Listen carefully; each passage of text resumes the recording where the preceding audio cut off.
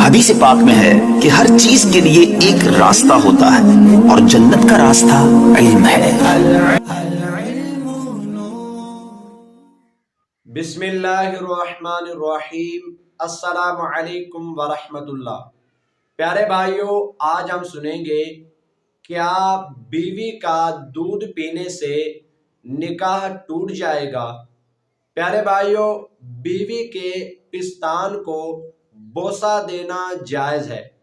شوہر کے لیے اپنی بیوی کے پستان چھونا اور منہ میں لینا بھی جائز ہے، بشرط کہ منہ میں دودھ نہ آئے، اس لیے کہ دودھ عورت کے بدن کا جز ہے اور اجزائے انسانی کا استعمال درست نہیں ہے۔ اگر غلطی سے بیوی کا دودھ منہ میں چلا جائے تو اسے تھونک دے۔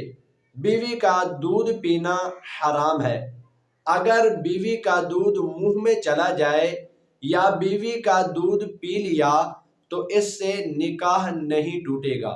اگر غلطی سے بیوی کا دودھ پی لیا یا جان بوجھ کر بیوی کا دودھ پی لیا تو اس سے بھی نکاح نہیں ٹوٹے گا، لیکن بیوی کا دودھ پینا ناجائز اور گناہ ہے۔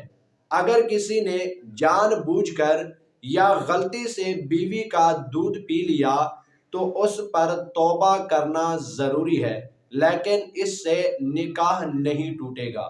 اللہ پاک ہمیں اس سے بچنے کی توفیق عطا فرمائے، آمین۔